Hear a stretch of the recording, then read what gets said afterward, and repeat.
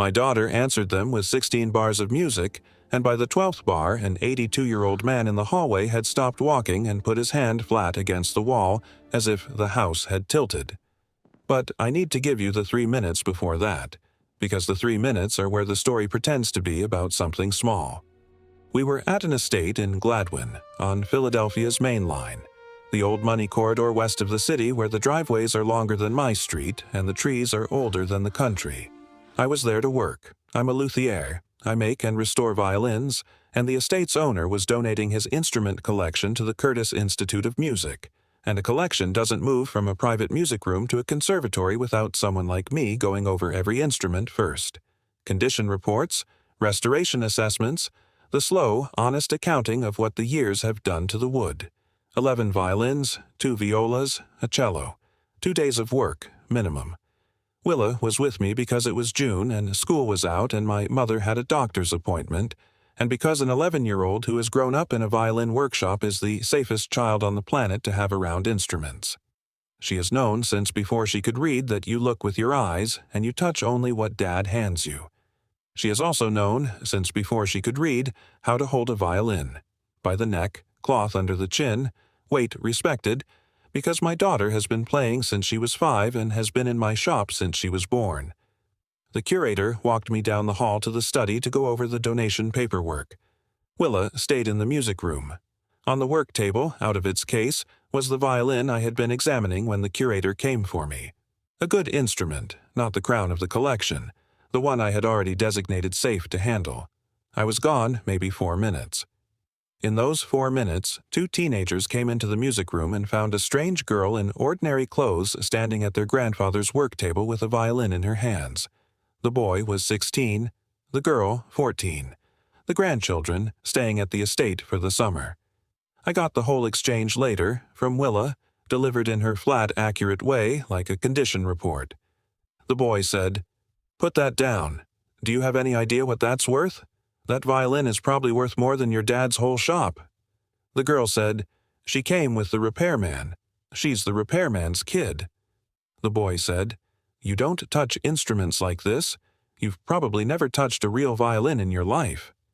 Now, here is the thing about my daughter. She got her mother's evenness. She does not flare, she does not perform hurt, and she has never in her life won an argument with words when there was a better instrument available. They told her she had probably never touched a real violin. So she answered the only way she has ever answered anything about violins. She set the cloth, tucked the instrument under her chin, lifted the bow off the table felt, and played.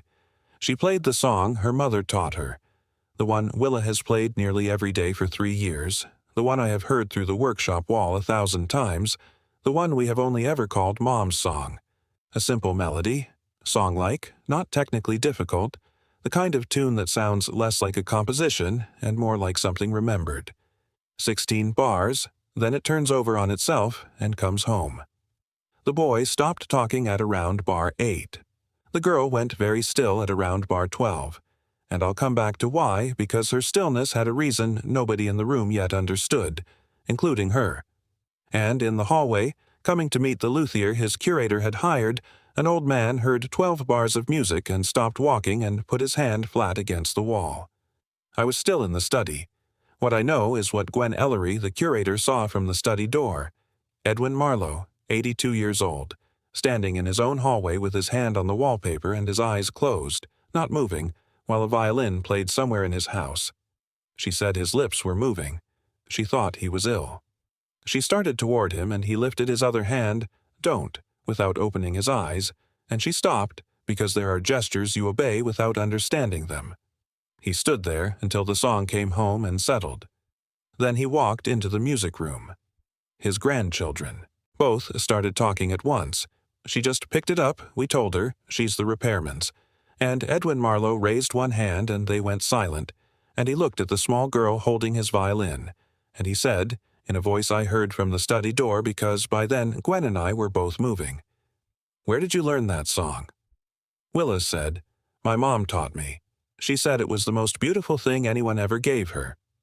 Edwin Marlowe said, "What was your mother's name?"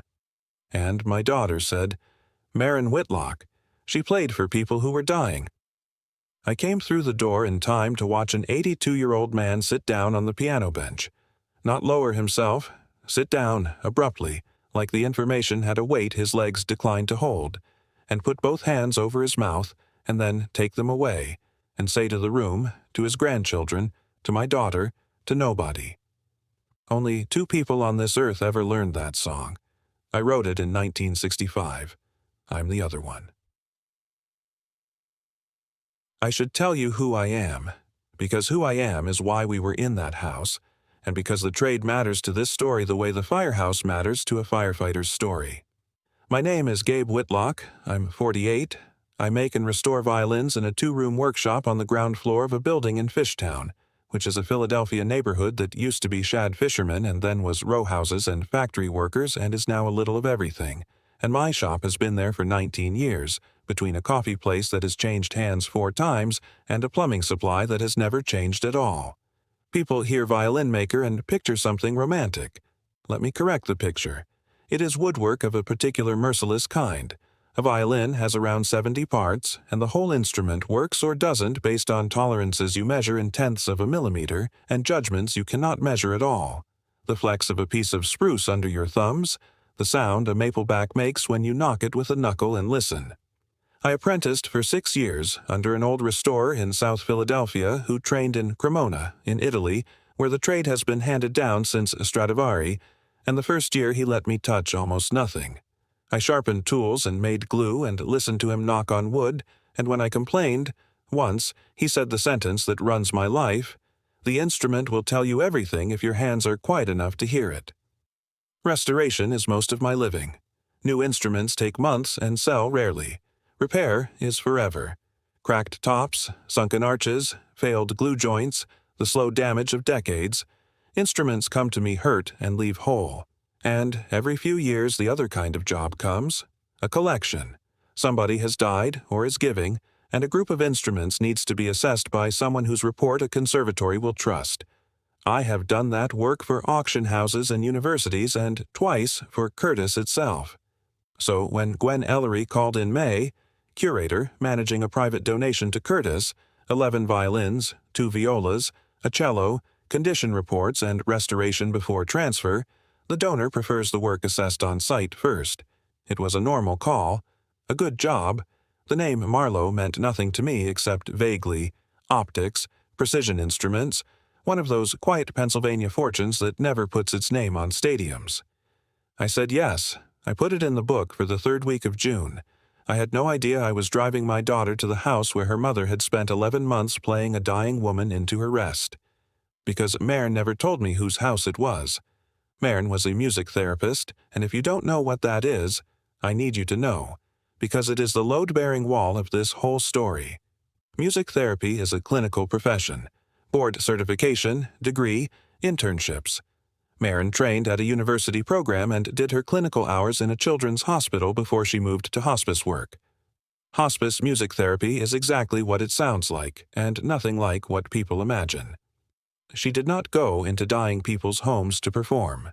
She went in to do a job that lives somewhere between medicine and mercy, matching music to breathing, easing agitation, giving families a way to be in the room together when talking had run out, giving the dying person something to hold that wasn't pain. Violin was her instrument. She had others. She could sit at any piano. She sang. But the violin went everywhere with her, in a battered case with stickers on it that she refused to let me replace. I met her in 2010 when she brought that case into my shop with a cracked seam and a sound post that had fallen. Repair took a week. The conversation took the rest of our lives. We were married in 2012. Willa came in 2014. Here is what you have to understand about Maren, because it explains the silence at the center of this story. She was exact about her ethics the way I am exact about millimeters. Her patient's privacy was absolute. In 12 years, I never learned a client's name. Not once. She would come home from a shift and I would know only shapes. A difficult afternoon, a good one, a family that sang, a man who wanted only Bach. It was not coldness. It was the discipline of a person who was allowed into the most defenseless room of strangers' lives 3 times a week and understood the price of that admission. So when in 2018, she started a long assignment out on the main line. 3 afternoons a week, months and months, the longest placement she ever had. I knew only what she called it. The Gladwin house. I knew it was an elderly woman. I knew the woman's husband sat in the room for every session. I knew Maren loved the work in a way that was costing her something, because 11 months of playing for one dying person builds a bond the profession warns you about and cannot prevent. And I knew that in the last months, something changed. She came home one evening in the fall of 2018, quieter than usual, holding her case like it had something extra in it, and she said, "He gave me a piece of music today. The husband. Something he wrote. He wants me to learn it." And a week later she played it for me in our kitchen for the first time, and I remember putting down whatever was in my hands, because it was not what I expected. Not a rich man's vanity composition. A simple, song-like, aching thing, written by somebody who had exactly one piece of music in him and had spent it all in one place. The assignment ended in February 2019. She came home that evening, and I knew from the door. She didn't work for 2 weeks. She never told me anything about the family, then or ever. Not a name, not a detail. Only once, months later, watching Willa fall asleep. He told me to keep the copy. He said it did its work and he couldn't look at 2 of them. I didn't know what that meant. I didn't ask. Her rooms were her rooms. But the song stayed. She played it at home, often. Not sadly, the way you keep a photograph on a shelf, not a shrine, just present. And when Willa was 6 and deep into her Suzuki books and hungry for real music instead of exercises, Maren began teaching it to her, patiently, across a year. The melody first, then the shape, then the breathing of it, which is the part that cannot be notated. Willa asked her once at the kitchen table what the song was called. Maren said, "It doesn't have a name. It was a gift. Somebody gave it to somebody they loved, and then they gave it to me." And then she said the sentence my daughter would repeat 6 years later to an old man in a music room, word for word, because Willa reads everything completely and misses nothing. "It's the most beautiful thing anyone ever gave me." Maren was diagnosed in January 2022. Inflammatory breast cancer, the rare kind, the fast kind, the kind that does not announce itself as a lump but arrives as a change in the skin, and by the time it is seen, it is already moving. She was 36. She fought it the way she did everything, exactly and without theater, and it did not matter, and she died in November of that year, at home, with a hospice team around her that included, because the world is not gentle but is sometimes symmetrical, a music therapist, a young man with a guitar, who played for her 3 times a week while I learned what Maren's clients' husbands had learned in rooms she had worked in for 15 years. Willa was 8.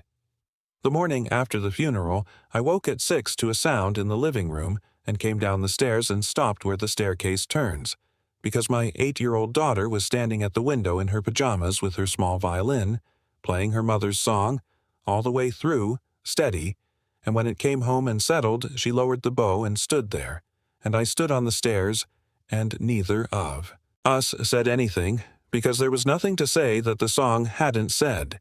She has played it nearly every day since, not as a ritual, exactly. The way you keep speaking a language so you don't lose it. 3 years. I have heard it through the workshop wall 1,000 times. I never knew what I was listening to. I knew it was Maren's. I did not know it was also somebody else's, that it had an author, alive, 12 miles away, who believed his song had gone out of the world. The job began on a Tuesday. Gwen Ellery met us at the door, early 50s, precise, the kind of professional who has moved expensive objects between rich people and institutions for 30 years and has seen everything. If she was surprised the luthier had brought his daughter, she didn't show it. I explained my mother's appointment, vouched for Willa's hands, and Gwen looked at Willa and said, "What do you play?" And Willa said, "Violin, since I was 5. And Gwen said, "Then you already know the rules better than most adults who come through here." Which was true, and that was that. The Marlowe music room was the real thing. Not a showpiece, a used room. A grand piano with worn key fronts, shelves of scores with cracked spines, and the collection, cased along the inner wall, away from the windows, humidified. Somebody had loved these instruments correctly. I worked through the morning, Condition reports are slow, and I like them slow. Each instrument out of its case, examined under the lamp, knocked and listened to, measured, photographed, notes taken in the shorthand my old teacher taught me. Gwen worked at a table nearby with the provenance files. Willa sat where I put her, read her book, watched my hands, asked one question per instrument. A good ratio. The violin on the work table when Gwen called me to the study was the 8th of the 11. Mid-collection in value. A French instrument, well kept. A played instrument, you can tell. Instruments that are played wear differently than instruments that are stored, and this one had the living wear of decades of use. I had it out on the felt, examined, safe.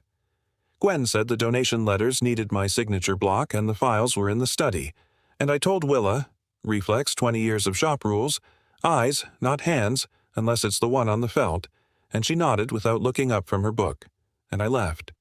4 minutes. You know the 4 minutes. I want to slow the scene down now and give it to you whole, assembled from 3 witnesses. Willa, who reports like an inspector, Gwen, who saw the hallway, and Edwin Marlowe himself, who told me his side twice, once that afternoon and once more carefully 3 days later, because he needed to.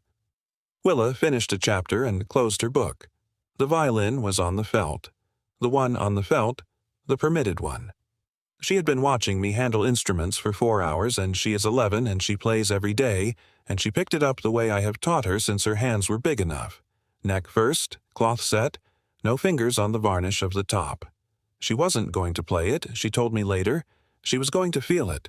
The weight, the balance, the way you understand an instrument's age through your palms. My kid? Of course she was. Then Chase and Camille Marlowe came in, back from the pool, 16 and 14, and found a strange girl holding their grandfather's violin. I have thought a good deal about those 2 kids, and I want to be fair to them, the way this story taught everyone in it to be fairer than their first instinct. They were not monsters. They were teenagers raised inside a fence of valuable objects, taught from birth that the objects were important and the strangers who serviced them were temporary, and they saw exactly what their training told them to see. A risk, in ordinary clothes, touching an asset. Put that down. Do you have any idea what that's worth? That violin is probably worth more than your dad's whole shop. She came with the repairman. She's the repairman's kid. You don't touch instruments like this. You've probably never touched a real violin in your life. Willa stood there and did her mother's math. The evenness, the refusal to spend words where they won't buy anything. She told me afterward in the truck, "They weren't asking questions, Dad. There's no point answering people who aren't asking." 11 years old. But the last sentence, "You've probably never touched a real violin in your life," that one was a claim of fact, and my daughter has a scientist's allergy to incorrect claims of fact. So she corrected the record. Cloth, chin, bow off the felt. And she played the song from the Gladwin house in the Gladwin house for the first time in 6 years, standing in the room where her mother had learned it. Though she did not know that, could not have known it, knew only that 2 people had told her she didn't belong in the world of violins and that her mother had left her the most beautiful rebuttal ever written. Chase stopped talking at bar 8. He told his father later, and his father told me, it wasn't the skill. Willa is good, but she is 11. It wasn't virtuosity that shut him up. It was that the girl had stopped being present in the room. She played the way people pray in empty churches. Not for the audience, because for her there wasn't one. Camille went still at bar 12 for a different reason, and this is the detail that still gets me. She had heard it before. Once, maybe twice as a small girl, a fragment through the closed study door, her grandfather at the piano on what she later understood was her grandparents' anniversary, a melody she had carried for years in the place where children keep unexplained things. She stood in the music room hearing a stranger play the ghost tune from behind her grandfather's door, and she couldn't move, and she didn't know why, and her not knowing had maybe 8 bars left to live. And in the hallway, Edwin Marlowe, 82, coming to meet the luthier, stopped mid-step by 12 bars of his own handwriting hanging in the air of his house. He told me, the second telling, the careful one, what those seconds were. He said his first thought was not a thought. His hand went to the wall because the hallway moved. His second thought was that he had died. Plainly, practically. I thought, so this is how it happens. And it's kind. It's her song. His third thought was the one that restarted his legs. The sound was coming from the music room, and the fingering in two places was not his fingering, it was hers, the therapist's, the young woman's, the small smoothing choices she had made at the bedside 6 years ago that he had noticed and never mentioned because they made the song better. Somebody alive knew the song with Marin's fingers. He came through the door. His grandchildren detonated into explanations. He raised one hand and they went silent. And then he did the thing that tells you everything about the man, the thing I didn't see, but Gwen did. He waited. He did not interrupt the song. He had not heard it since February 2019, since the last afternoon of his wife's life, and he was not going to cut it short to ask questions. He stood with his hand on the doorframe and let it come home and settle. Then, "Where did you learn that song?" "My mom taught me. She said it was the most beautiful thing anyone ever gave her." "What was your mother's name?" "Marin Whitlock. She played for people who were dying." And the piano bench, and the hands over the mouth, and the sentence, "Only 2 people on this earth ever learned that song. I wrote it in 1965. I'm the other one." That is where I came in, through the door with Gwen, having heard the last of the song down the hallway and thought, absurdly, Willa's playing Mom's song, the way you think a normal thought 1 second before your life reorganizes. Edwin Marlowe looked up at me from the piano bench. He looked at me for a long moment, doing arithmetic of his own, the luthier, the daughter, the name, and then he said very quietly, "You're her husband." And I said, "You're the Gladwin house." He asked the grandchildren and Gwen to give us the room. He asked Willa to stay. If she's willing, it's her song too, that's clear enough. And Willa looked at me, and I nodded, and she sat down on the piano bench next to the old man like it was the most natural seat in the house, and in a way, it was. He told it plainly. Rich men of his generation don't perform emotion. They ration it, and the rationing makes what gets through unbearable. 1965.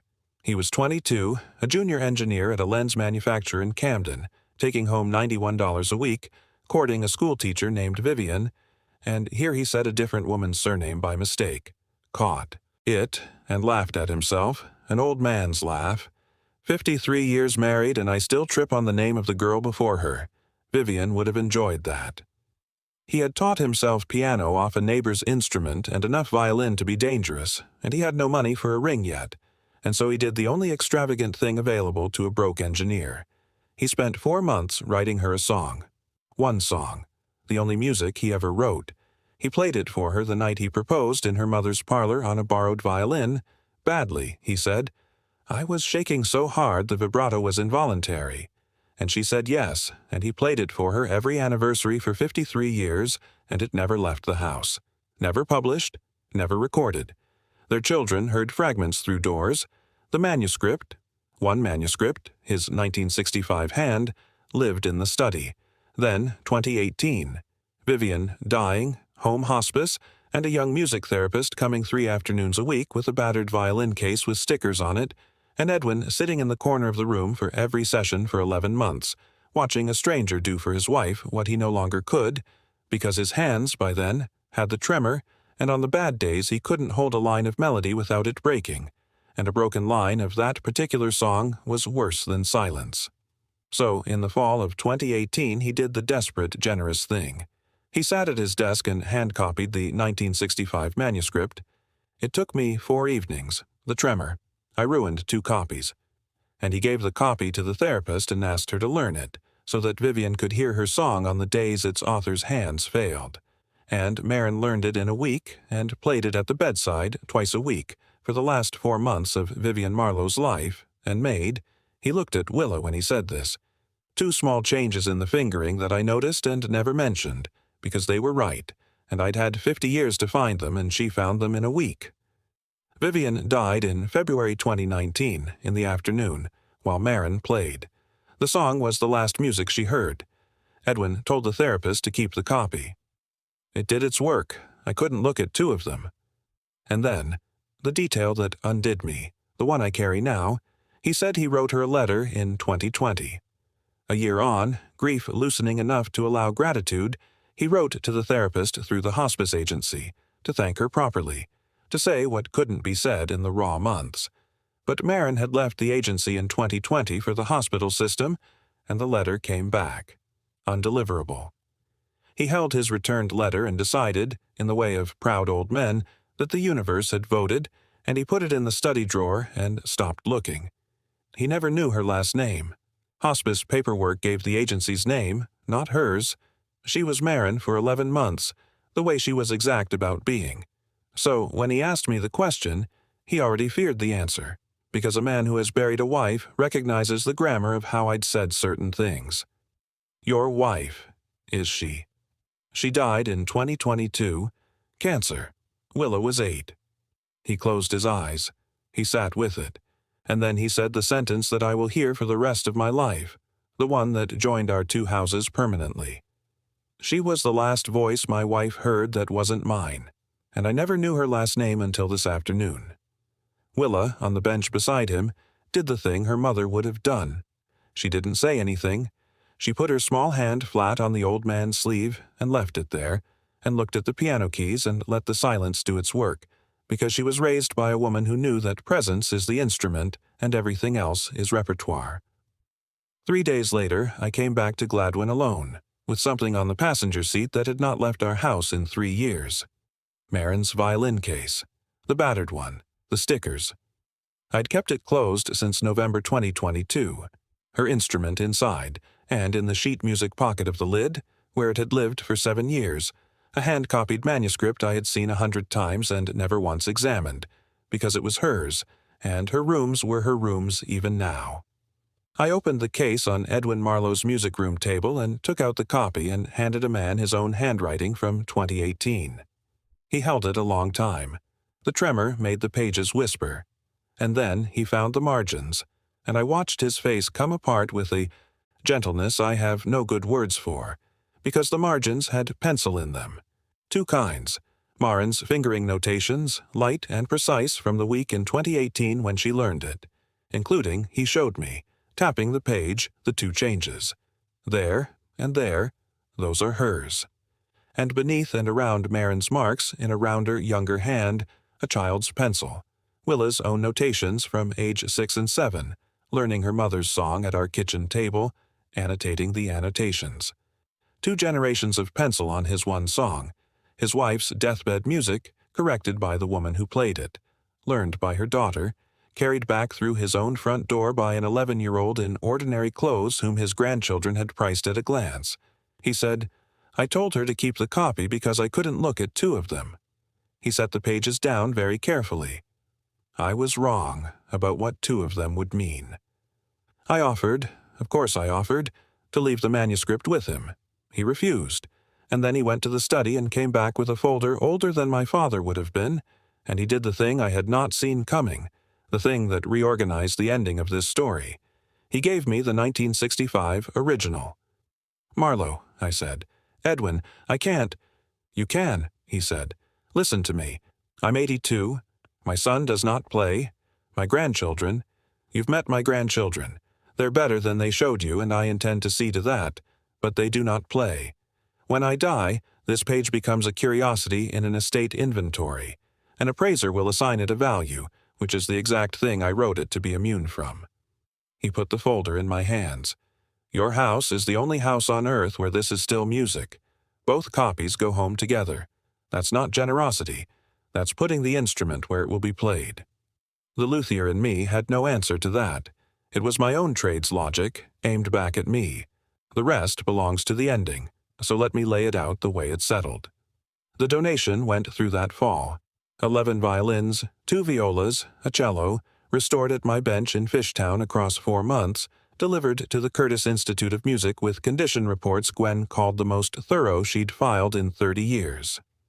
Edwin attached something to the gift that had not been in the original paperwork, an endowed scholarship for young string players from Philadelphia Public Schools. He named it the Vivian Marlowe and Marin Whitlock Fellowship. 2 women who never met. One who heard the song for 53 years, one who played it at the end, joined permanently on a conservatory's letterhead. He asked my permission for Marin's name.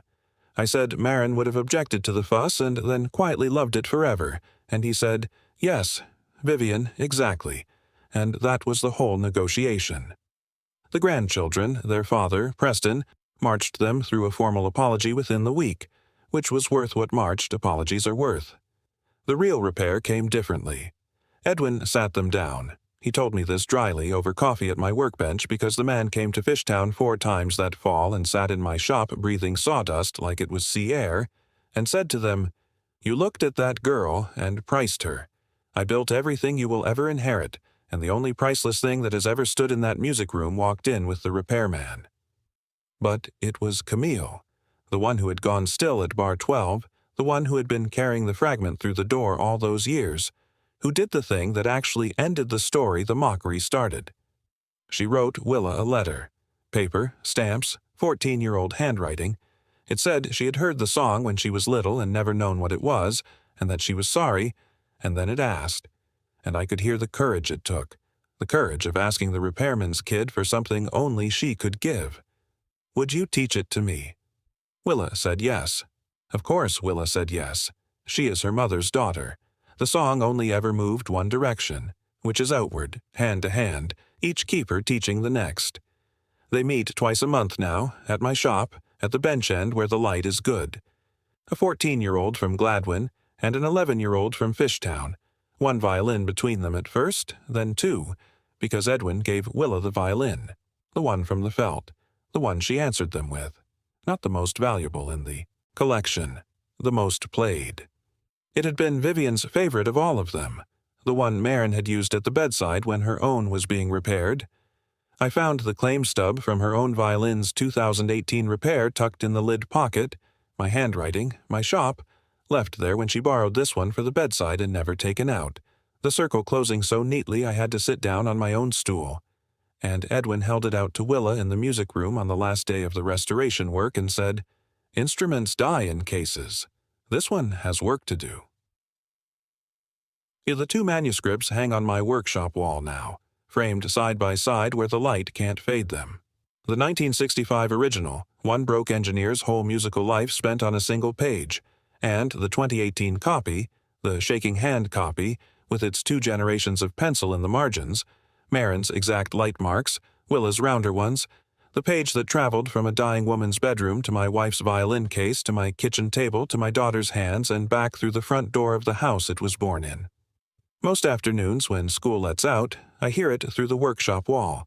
Willa practicing on Vivian's violin. Some Tuesdays there are 2 violins, one steadier than the other, Camille's part climbing slowly toward her grandfather's melody. Edwin comes the first Friday of every month. He sits on the stool by the window and he does not play. The tremor decides that, but he listens with his eyes closed and one hand flat on my workbench, the way it was flat on the hallway wall, and once, when the girls came home and settled the ending together for the first time, cleanly, both of them, I watched an 82-year-old man cry without moving a muscle in his face, which is the way his generation does it, and it is not less. He said to me that afternoon, quietly while the girls packed up, 60 years ago I wrote 16 bars for one person. I thought that was the whole audience it would ever have. He watched Willa loosen her bow, exact, unhurried, her mother's hands. I undercounted. Marin never told me whose house it was. She kept every room she was ever trusted with, all the way to the end, and the keeping meant that the song had to find its own way home. Through her hands to Willa's, through Willa's to a work table in Gladwin, through 16 bars that answered 2 teenagers who thought they were talking to nobody. You've probably never touched a real violin in your life. My daughter has touched them all her life. She was built out of them, out of spruce dust and rosin and a battered case with stickers on it, out of a woman who played for the dying and a trade that listens to wood, out of the most beautiful thing anyone ever gave her mother. She didn't argue. She just played. And the song, 4 keepers deep and gathering more, is still moving. Before you go, I want to ask you something. Is there something in your family like that song? A recipe, a phrase, a melody, a skill that was handed to you by someone who's gone and that you keep alive without fully knowing where it came from? Somewhere, its story may still be waiting to find you. Tell me about it in the comments. I read every single one. If this story stayed with you today, share it with one person who needs to hear it. You already know who that is. And if you're new here, subscribe. Every week, a story like this one. Real people, real decisions, the kind that stay with you.